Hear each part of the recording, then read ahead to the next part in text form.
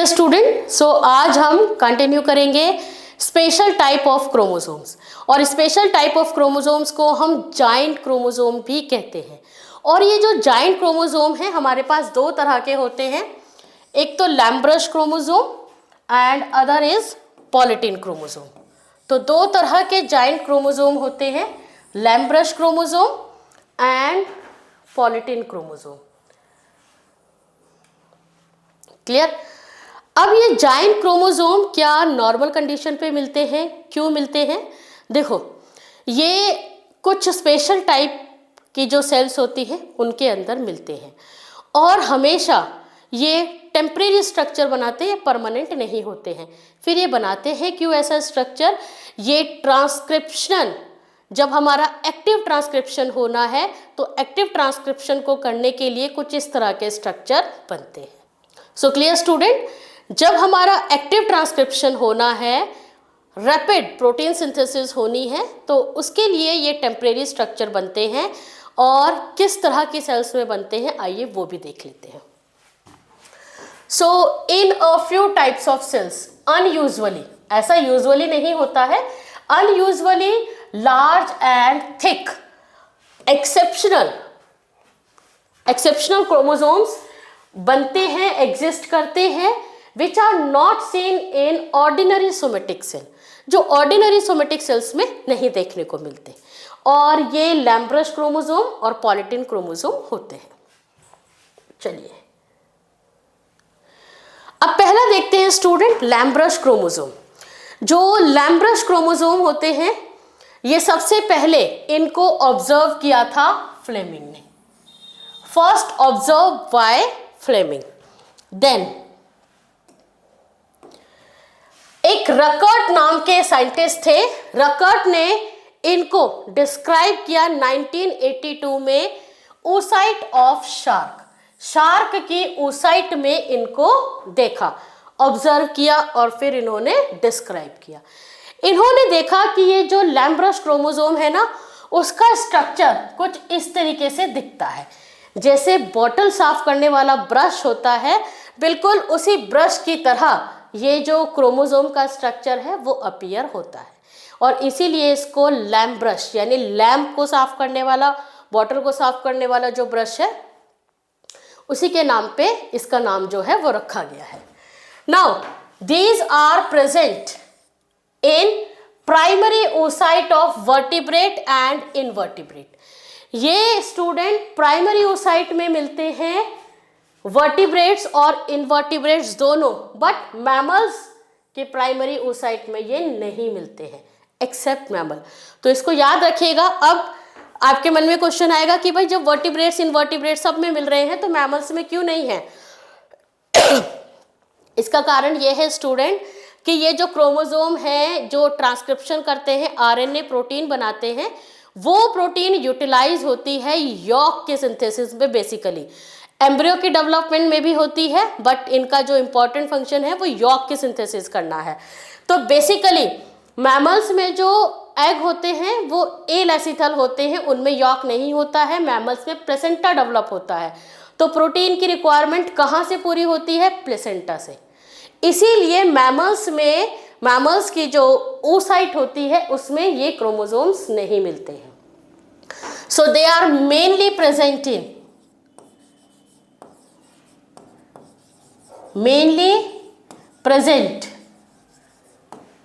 who have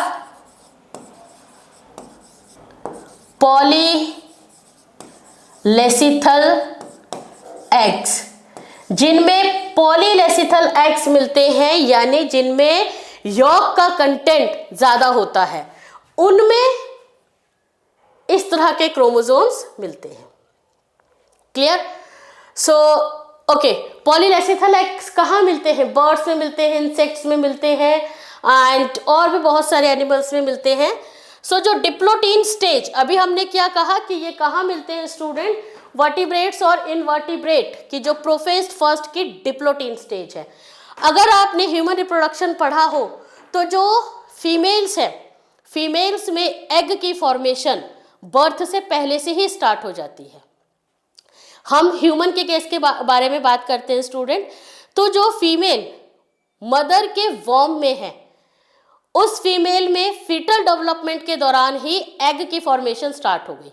अब जो egg की सेल है वो बननी स्टार्ट हो गई, लेकिन वो क्या हो गई, प्राइमरी oocyte की फॉर्म पे ही अरेस्ट हो जाती है डिप्लोटिन स्टेज पे। वहीं पे बननी स्टार्ट हो गई बट अरेस्ट हो गई, रुक गई। अब रुकने के बाद फीमेल का बर्थ होगा, बर्थ होने के बाद प्यूबर्टी आएगी, तो प्यूबर्टी पे जाके वो एक्टिव होती है, यानी कि डिप्लोटिन स्टेज एक लंबे समय तक रहेगी। ह्यूमन के केस में अगर हम देखें तो 12-13 साल तक, यानी 12 to 13 ईयर्स तक वो जो सेल है वो अरेस्टेड फॉर्म पे है। क्लियर? तो इतना लंबा गैप जो है वो डिप्लोटिन स्टेज पे आ जाएगा। तो इस प्रोलॉन्ग स्टेज में diplotene stage of prophase first is prolong stage, बहुत लंबी स्टेज होती है। सिर्फ ह्यूमन के केस में नहीं, बाकी जो वर्टिब्रेट्स इनवर्टिब्रेट्स होते हैं उनमें भी प्रोलॉन्ग स्टेज में होती है। सो इस स्टेज में क्या होता है स्टूडेंट, जो क्रोमोसोम्स होते हैं ना, क्रोमोसोम्स की कंडेंसेशन तो स्टार्ट हो गई थी, लेकिन ये स्टेज लंबी है, तो वो कंडेंसेशन जो होती है क्रोमोसोम में, उसमें क्या होता है, क्रोमोसोम डीकंडेंस्ड करना स्टार्ट कर जाते हैं। और जब क्रोमोसोम डीकंडेंस्ड करते हैं तो वो क्या करते हैं, लूप लाइक स्ट्रक्चर बना लेते हैं। In this stage डीकंडेंसेशन of chromosome occur for active transcription. Active transcription करने के लिए जो डीएनए है उसमें लार्ज लूप फॉर्म हो जाते हैं, और लार्ज लूप फॉर्म होने की वजह से ही ये ब्रश लाइक स्ट्रक्चर बनता है क्रोमोसोम में, और इसी को हम लैम्ब्रश क्रोमोसोम कहते हैं। क्लियर? ये देखिए student, many RNA molecules are synthesised and stored in lampbrush form for later use. पहले हम एक बार स्ट्रक्चर देख लेते हैं। ये देखिए, ये एक क्रोमोसोम है। क्रोमोसोम का ये मेन एक्सिस है student, this is the main axis of the chromosome. अब क्रोमोसोम जब बनते हैं तो डीएनए की पैकेजिंग होती है, न्यूक्लियोसोम का स्ट्रक्चर बनता है। न्यूक्लियोसोम यानी डीएनए का पैक्ड स्ट्रक्चर। तो उसी न्यूक्लियोसोम से डीएनए जो है वो खुलने लगता है, और जब डीएनए खुलने लगता है तो ये लूप लाइक स्ट्रक्चर इस तरीके से बन जाते हैं। क्लियर? तो बेसिकली स्ट्रक्चर ये लैम्ब्रश क्रोमोसोम है क्या, डीएनए क्रोमोसोम की फॉर्म पे पैक हुआ था। अब इतनी लंबी स्टेज आ गई कि डीएनए को ट्रांसक्रिप्शन करने के लिए खुलना पड़ा, और जब डीएनए खुलता है तो लूप लाइक स्ट्रक्चर बनते हैं। क्लियर? अब ये देखो, हम एक लूप को देख लेते हैं स्टूडेंट। हमने ये एक लूप लिया है, तो ये देखो, ये तो क्रोमोसोम का मेन एक्सिस है, ये भी डीएनए का बना होता है, एंड ये डीएनए खुला हुआ डीएनए है। ये जो लूप आप देख रहे हैं ना, ये स्टूडेंट लूप जो डीएनए डीकंडेंस्ड हुआ है वो है।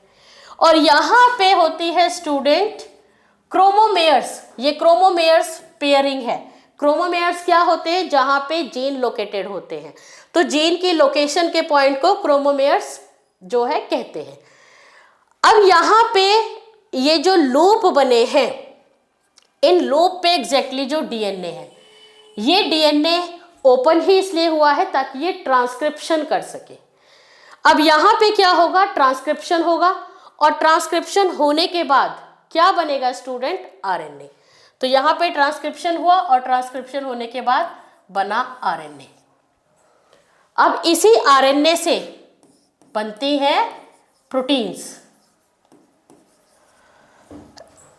इसी आरएनए से प्रोटीन्स बनेंगे, और यही प्रोटीन्स जो है वो यॉक फॉर्मेशन के लिए यूटिलाइज होते हैं।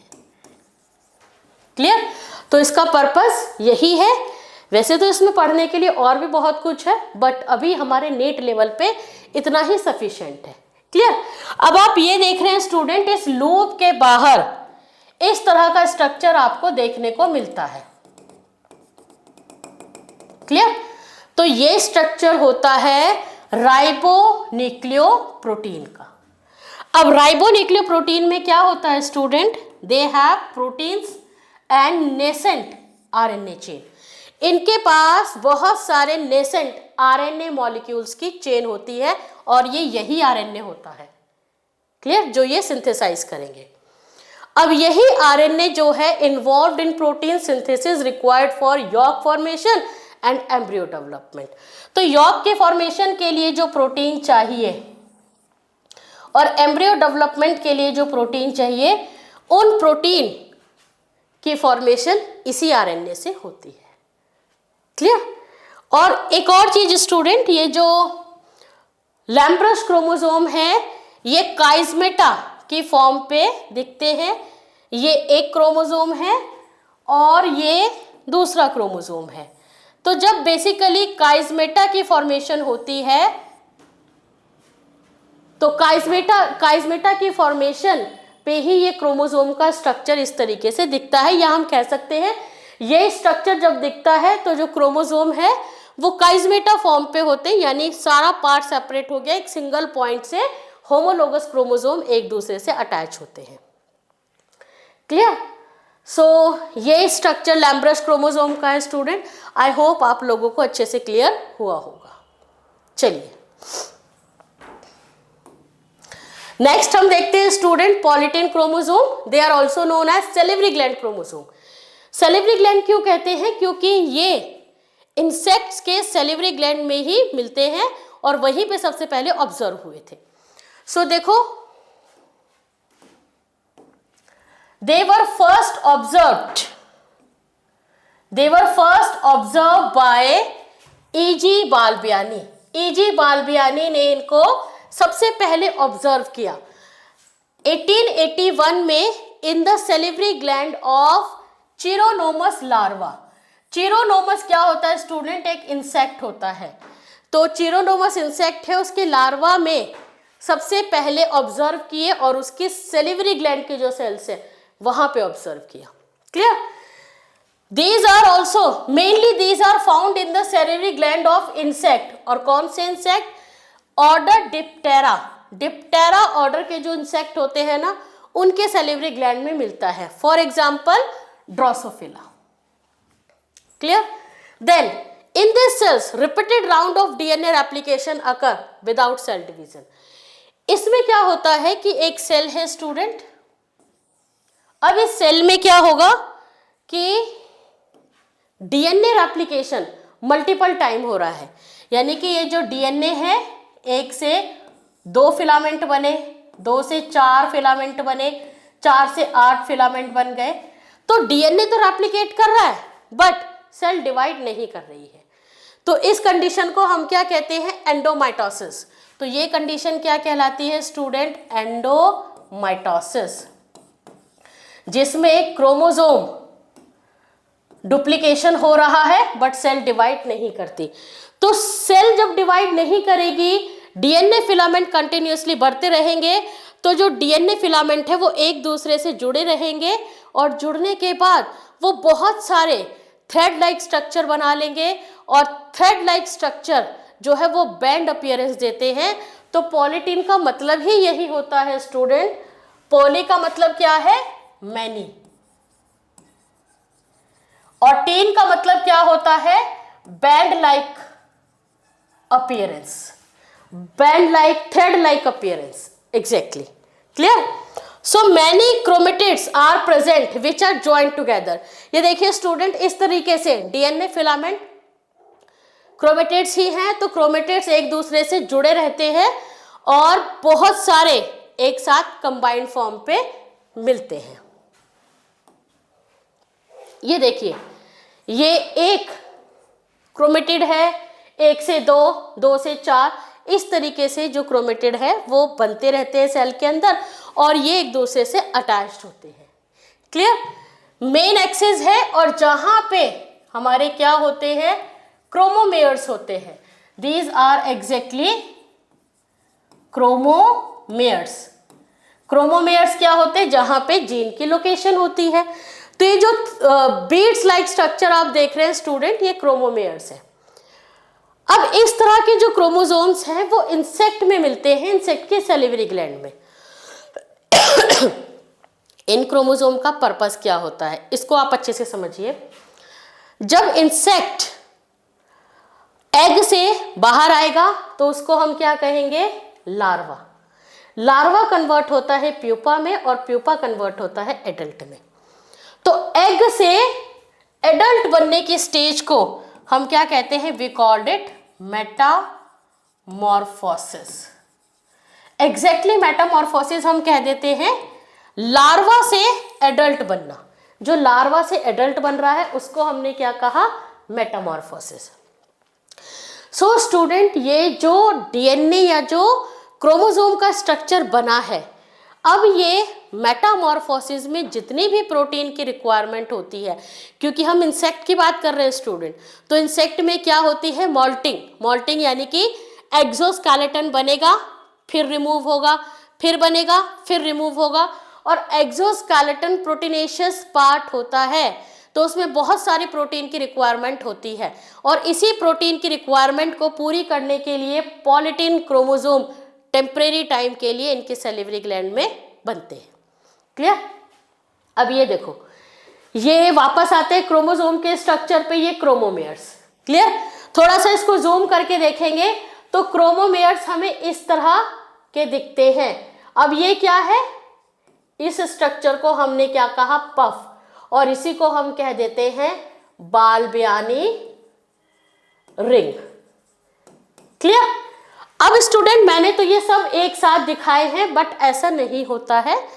इसमें क्या होता है कि जो पफ है वो अलग अलग टाइम पे अलग अलग पफ बनती है। कैसे बनती है, ये जो क्रोमोसोम्स है, इन क्रोमोसोम्स को जब हम माइक्रोस्कोप से देखते हैं तो ये क्रोमोसोम कुछ इस तरह के दिखते हैं स्टूडेंट। ये जो स्ट्रक्चर है क्रोमोमेयर्स वाला, जिन पे एग्जैक्टली बहुत सारे जीन लोकेटेड होते हैं, उसको हम कहते हैं बैंड्स।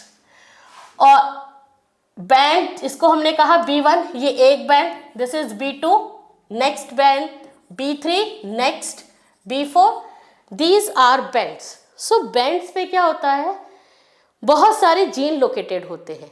तो जीन अगर यहाँ पर है स्टूडेंट, तो क्या होगा, ट्रांसक्रिप्शन, ट्रांसलेशन इन्हीं पार्ट से होगा। क्लियर? इनके जो बीच का पार्ट है उसको हम क्या कहते हैं, वी कॉल्ड इट इंटरबैंड्स। इसको क्या कहते हैं, इंटरबैंड्स। तो जो मैक्सिमम डीएनए है वो कहाँ होता है, बैंड्स में। 95% डीएनए बैंड्स में है और 5% कहाँ होता है, इंटरबैंड्स में। अब एग्जैक्टली क्या होगा स्टूडेंट, कॉकरोच का एग्जाम्पल लेते हैं। कॉकरोच में 13 मॉल्टिंग होती है। 13 मॉल्टिंग यानी कि 13 बार एक्सोस्केलेटन बनेगा और वो रिमूव होगा। जब एक्सोस्केलेटन बना फर्स्ट टाइम, हमने कॉकरोच का एग्जाम्पल लिया है। क्लियर? तो कॉकरोच में जब फर्स्ट टाइम मॉल्टिंग हुई तो फर्स्ट टाइम पे क्या होगा स्टूडेंट, B1 जो बैंड है उसमें जितने भी जीन हैं वो ट्रांसक्रिप्शन के लिए एक्टिव होंगे, यानी वो प्रोटीन बनेगी जिनके जीन B1 में है, या हम कह सकते हैं इन्हीं प्रोटीन की रिक्वायरमेंट है फर्स्ट मॉल्टिंग के दौरान। तो ये जो B1 बैंड्स है ना, इनमें इस तरह की स्वेलिंग देखने को मिलती है, और ये स्वेलिंग थोड़ा सा बड़ा कर दे तो इस तरह की दिखेगी। अब इसी को हमने क्या कहा है, पफ और बाल्बियानी रिंग्स। क्लियर? अब ये इस तरह का स्ट्रक्चर इन्होंने क्यों बनाया है, ट्रांसक्रिप्शनली एक्टिव होने के लिए। तो ये ट्रांसक्रिप्शनली एक्टिव हुए, B1 पे जितने भी जीन्स थे ये प्रोटीन बनाएंगे और इनकी प्रोटीन की रिक्वायरमेंट फर्स्ट मॉल्टिंग के लिए यूज होगी। क्लियर? अब कुछ दिन बाद ये फर्स्ट मॉल्टिंग हो गई, इसमें ग्रोथ हो गई। अब यहां पे होगी स्टूडेंट सेकेंड मॉल्टिंग। तो सेकेंड मॉल्टिंग के दौरान B1 के जो प्रोटीन्स हैं उनकी रिक्वायरमेंट नहीं है। अब जो B2 के जीन है उनकी रिक्वायरमेंट है, तो ये तो नॉर्मल हो जाएगा और जो पफिंग है वो B2 जीन पे चली जाएगी। तो जो B2 बैंड है उसके जो जीन्स हैं वो पफ फॉर्म पे आ जाएंगे, और पफ फॉर्म पे आने के बाद वो क्या करेंगे, ट्रांसक्रिप्शन के लिए एक्टिव होंगे और प्रोटीन बनाएंगे। तो इसी तरीके से क्या होता है स्टूडेंट, जो पॉलीटिन क्रोमोसोम्स हैं, पॉलीटिन क्रोमोसोम्स में बहुत सारे क्रोमेटिन थ्रेड्स या क्रोमेटिड्स बन जाते हैं, जिसमें पफ लाइक स्ट्रक्चर बनते रहते हैं बैंड्स में। और पफ लाइक स्ट्रक्चर क्यों बनते हैं? ताकि ट्रांसक्रिप्शन करे और जो इंसेक्ट है उसकी मेटामॉर्फोसिस कराए। क्लियर? तो स्टूडेंट, ये जो हमारे क्रोमोसोम्स हैं इनके बारे में मैंने बहुत डिटेल में बताया है, जितने की नीट में रिक्वायरमेंट है उससे भी ज़्यादा हमने इसको पढ़ा है। तो अगर यहाँ पे कोई भी क्वेश्चन आता है तो आई होप आप मिस नहीं करेंगे और आप उसको करेक्ट करेंगे। तो इसी के साथ हमारा जो चैप्टर है cell the unit of life अब हमारा पूरी तरीके से कंप्लीट हो चुका है। नेक्स्ट चैप्टर हम स्टार्ट करेंगे cell cycle and cell division.